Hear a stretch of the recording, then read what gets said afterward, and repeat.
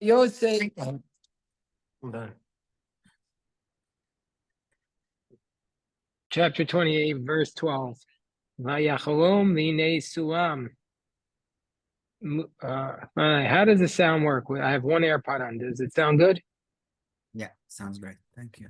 Okay, Vayachalom v'nei suam. And so he had a dream. And behold, there's a suam. Assume that's a ladder. V'nei mutzav artzav rosho magia shemaima. What a beautiful expression. The dream, firmly rooted on the ground and the head towards the heaven. V'nei malchei Elokim. The angels of God are ascending and descending. What a beautiful image of a dream. Dreamed of a ladder, it's on the ground, and the angels are going up and down. Rashi says, and this is the Rashi, this is where Rashi says,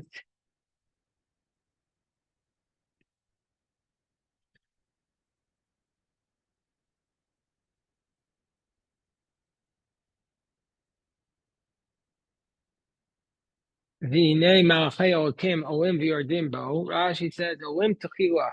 At first they went up, and afterwards they went down. We would have expected, Rashi says, Rashi is basically saying, we would have expected the angels to descend first from the heavens, and then afterwards go up. But that's not what's going on. First, the angels are going up towards the heavens, and then they're coming down. So it's unusual. So Rashi explains, these were the angels that escorted him in the land of Israel. Ein yotzim chutz la'aretz. They don't go out of the land, so they ascended to the sky. V'yardu malachei chutz la'aretz ulavaso. And the angels of outside the land of Israel were escorting him. Meaning to say, the angels in the land of Israel can't leave the land.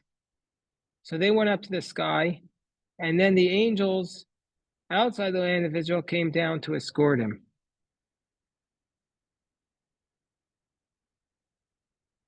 There is another version of this Rashi, which includes the following comment.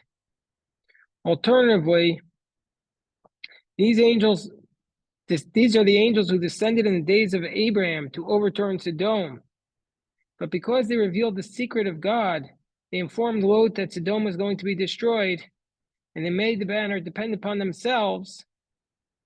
They were expelled from the area for 138 years.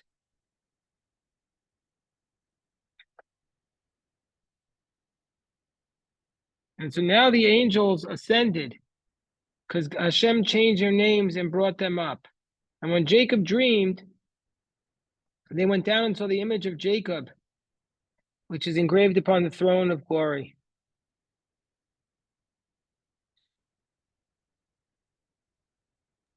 So may I add a third version? Yeah, sure. Rabbi Wallerstein pointed out that the sulam is the only method of going up or down that you're always looking up. Whether you're going up or going down, you're always looking up. And so the idea is that they were trying to show Yaakov that no matter what, no matter how dark things are, that he will be able to always look up to heaven and be blessed with the blessing that his father and mother gave him. That's a beautiful thought. Hold on one second. Somebody just asked me about coming to daven with us. So I'm going to tell them yes.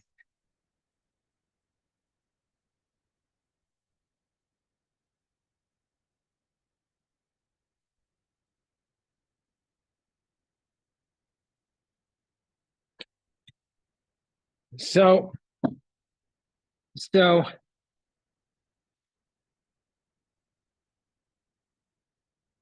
wait, one second.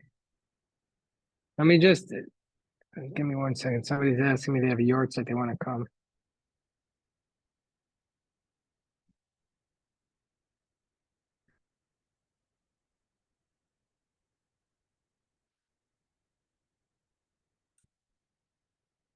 Okay. So, since we commented, we heard Rabbi Yosef's beautiful explanation. We saw the two explanations in Rashi. We have a commentary on the Rashi here from one of the Rebbes. One of the Rebbes says as follows. This is from Rav Tzvi Morgenstern of Umaz. He says, they went up first and after they went down. Quotes the Rashi. He said, it's possible to say that truthfully they went up first because where was Jacob? Jacob was on Mount Moriah. That's where the Shekhinah was resting. So the angels were coming up there. And so that's what it means. Lo b'shamayim hi. This is such an unbelievable explanation. It says, what does it mean they were going up? Even though the angels, this is just incredible. You need to be a Hasidic master to say this. Even though the angels were going down to earth, they were going up. Because the Torah is not in heaven. So what they were doing on this earth was even greater, an even higher level than where they were in heavens. What an incredible geschmack explanation from the Rashi. Do you chop that, Rabbi Yosef? Did you catch that, Deborah? So beautiful.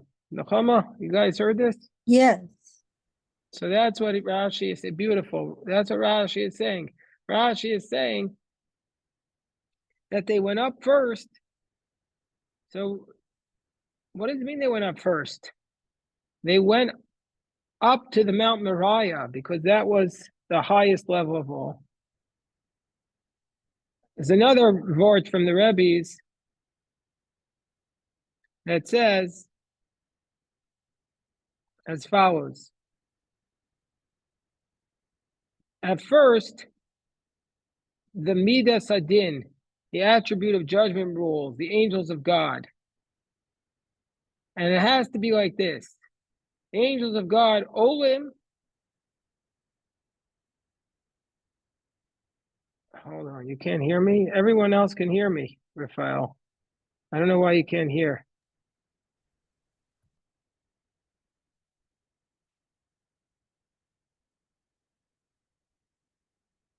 You can't hear Raphael still? Sorry.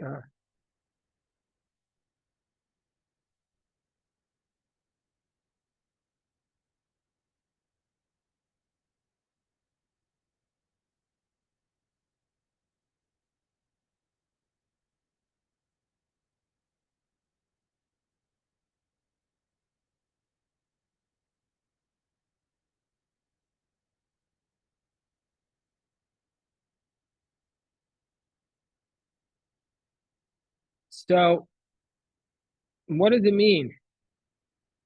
At first, the attribute of judgment is ruling, the angels of God. It has to be like this. First, you go up, mikodem hitaut atzmit. First, you lift yourself up. And after that, the angels, the ladder comes down from the sky. The holiness comes down to man, comes attached to him and connected to him. And after this, Hashem will be standing up over him, Midas Harachamim. So this is what the vort is from the Rebbe. That's how they interpret this Rashi.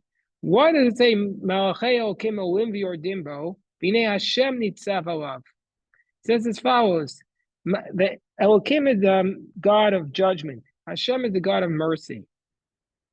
So if at first, what do? At first, you lift yourself up. You try to raise yourself up spiritually. And if you try to lift yourself up, then Hashem will give us a ladder to connect us and help us. And then the God of mercy will be standing upon us. We have to do our effort to raise ourselves up spiritually. Very beautiful take on the Rashi.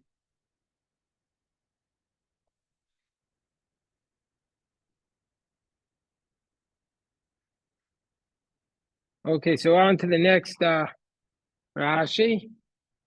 The next Rashi says, Vinay Hashem nitzav alav. Behold, God was standing over him. Vayomer ani Hashem okei Avraham, avicha okei Yitzchak. I am the God of Abraham and Isaac. The land that you're resting on, build I'll give to you and to your seed. Sakta Rashi, God was standing over him with Shamro to guard him.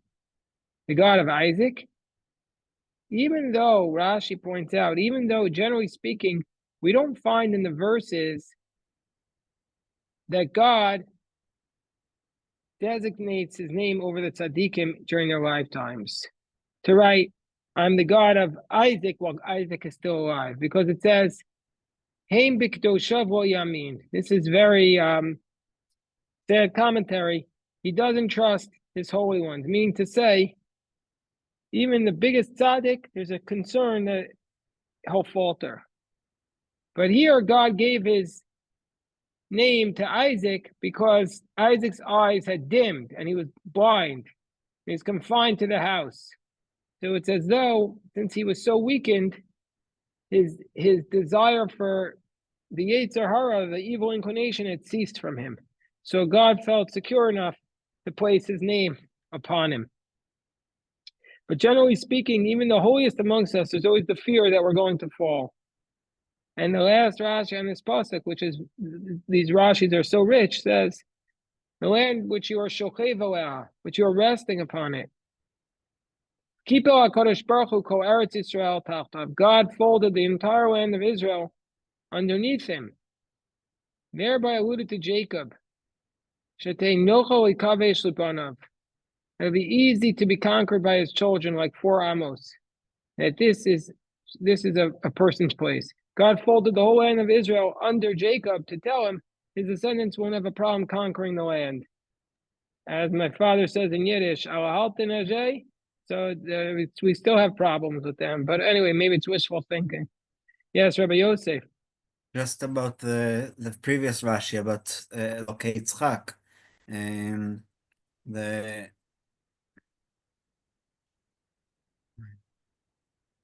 Yeah, I'm listening. Rabbi Yosef, you cut out. Yeah, I'm losing my mind, my thought. The idea that Yitzchak is as if he's dead. Hashem, like you said about being trusted, about being a tzaddik.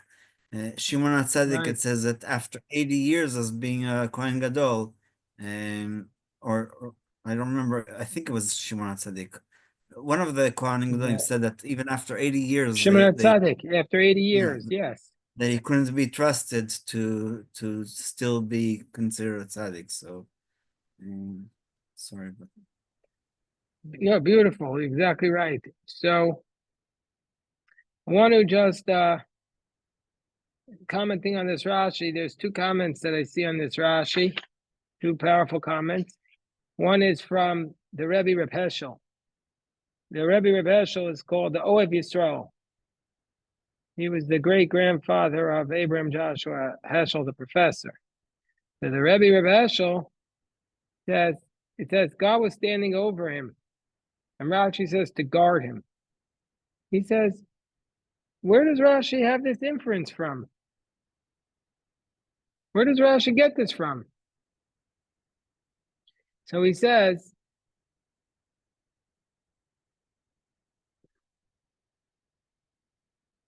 it says, behold, the angels of God were going up and going down. The angels that escorted him in the land don't go outside of the land of Israel. They went up to the sky. And the angels that were in the sky from outside of Israel came to escort him. But what does that mean? In between, Jacob had nobody to watch him. So who was watching him in between? Because it was transition. God was watching him. God was watching him. Beautiful. Hold on one second.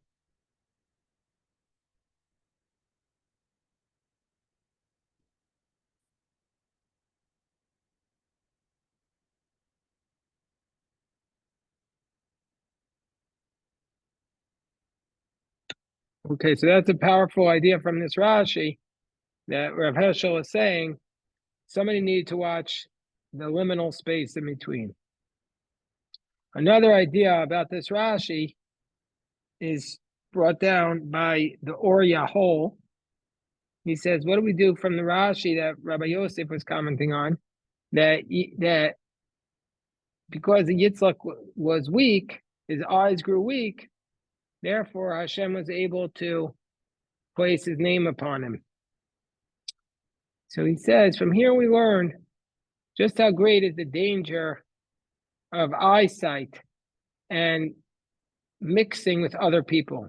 Even Yitzchak, who was known as an Ola Tamima, as a pure offering, as long as he was in the house, God didn't believe him, and he was concerned.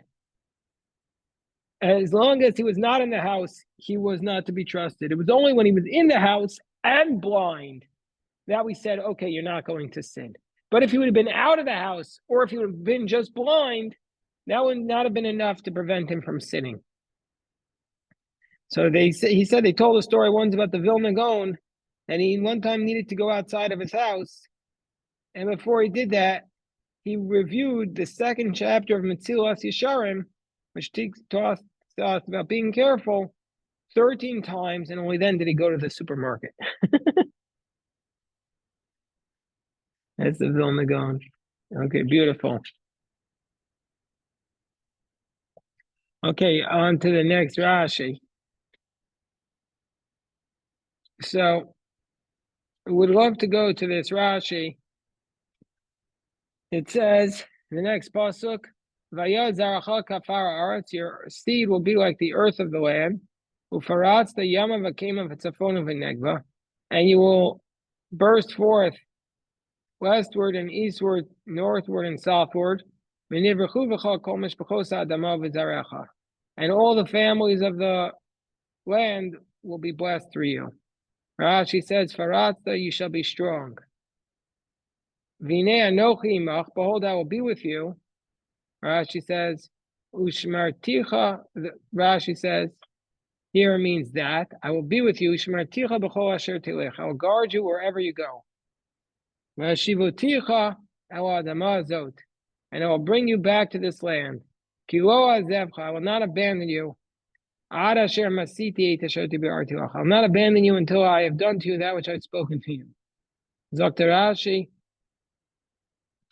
for your need, for your need and about you, that which I promised Abraham regarding his offspring, I have also promised you, and not to Esav. Shelo amarti lo ki yitzchaki karei lecha zera, ella ki bi Yitzchak. I didn't say Yitzchak will be called your seed, but through Yitzchak, not all of Yitzchak. Meaning to say, Hashem is promising Yaakov. I had already promised to Abraham that one of his descendants through Yitzchak will be, through Yitzchak will come his seed. And that, so therefore, if it doesn't happen, I've lied to both you. Hello there. Good afternoon, my friends. Through Yitzchak will come forth the seed. So now this is one of my favorite psukim in the entire Torah. There's a lot to choose from, a lot of favorite ones. It says, chapter 28, verse 15, Shepsel. I'm reading the book you gave me. It's outstanding. Outstanding. Vayikatz Yaakov Mishnato. Jacob awoke from his sleep, and he said, hey, Ezra, how you doing? Jacob, bring the Chumash. Yeah, exactly. Jacob awoke from his sleep, and he said, God is in this place, and I did not know. What does it mean, God was in this place? Where was he, Kobe? This is your namesake. He was sleeping down with all the stones around him, and he has this dream with the ladder going up and down, and dreamed about the ladder, and he says, he wakes up, he says, Hashem is in this place, and I did not know. Rashi says, what do you mean I did not know? Because if I had known Shem Yadati, If I had known, I never would have slept. How could you sleep when God is in this place? How could you ever sleep when God is in this place? Ah, so geschmack. How many of us are sleeping through this holy place? God is in this place. How many of us are sleeping through life? How many of us are sleeping through life? What an unbelievable point. Promise you. I promise you, don't sleep through the life. Don't sleep through the life. So, Rabbi, as the war is going on, I'll just say the positive. There are so many soldiers who never ever believed in God, and they've told us stories about angels, about Rachel, about all kinds of protection that they felt that they never beautiful. ever felt before. Beautiful. Here's a vort about the Rebbe sleeping. Let me tell you this vort. Says Rebbe Yitzchak Vorka. He says the following. He says, when they say a tailor is sleeping or a shoemaker is sleeping, don't believe him. Because a person, when he's sleeping, he's not doing his work. So he's obviously not a tailor and he's not a shoemaker. But the Rebbe, when he's sleeping, that's true. Because even when he's sleeping, he's a Rebbe. Ah, that's the point. You heard that? You heard that? Because that's what Yaakov, he was dreaming about God. He was dreaming about God. So the Rebbe, even when he's sleeping, is the Rebbe. Even when he's sleeping, is the Rebbe. Jacob wakes up from his sleep. He says, oh, I was here. I don't know you. Hold on 1 second. I want to hear it. I definitely want to hear it, Eliezer. But I don't want to hear it while it's being recorded. So just give us 2 minutes and tell it to us. I don't want the whole YouTube to know, although we'll probably get a lot more followers.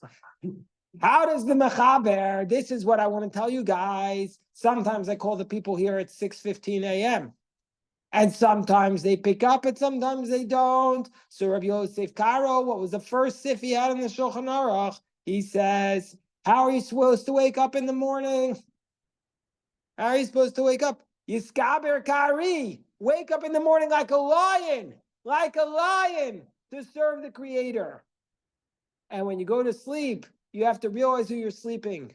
So what's he saying? What's the Ramah adding? He says, no, when you go to sleep like a Jew, then you're going to wake up in the morning like a Jew. When we go to sleep at night, we have to remember. So it's not just enough for me to call you in the morning and say, arise, arise to go serve our Creator. I have to call you before you go to sleep at night and say, go to sleep like a Jew. Oh, beautiful, beautiful. So what does the Ger Rebbe says as follows. What does Rashi mean that if I had known that God was here, I never would have slept? He says, if I had known, he says, Rabbi Yochanan says, he woke up from his learning. Rabbi Yochanan says he woke up not from his sleeping, but from his studying. So he's saying, if I had known, I never would have studied here. We see from here that there are certain things, as the Ger Rebbe, in certain times that are more important than Torah study. Sometimes spiritual connection is even more important. That's why this Shabbos, we're doing a Kavanah Shabbos. We're going to be waking up early, sunrise. We got a lot of boys coming in. Everybody's welcome to come. We got a lot of boys coming in from New Jersey, and then we're going to be having a tish on Friday night, and then sleeping. We're not barely sleeping. We're waking up for sunrise to daven. Beautiful, a beautiful learning. Hold on, I just want to say one more Rashi and then one more vort on the Rashi. Comes from the Saba of Slobodka. The Saba of Slobodka. What does he say? He says, what kind of... He says as follows.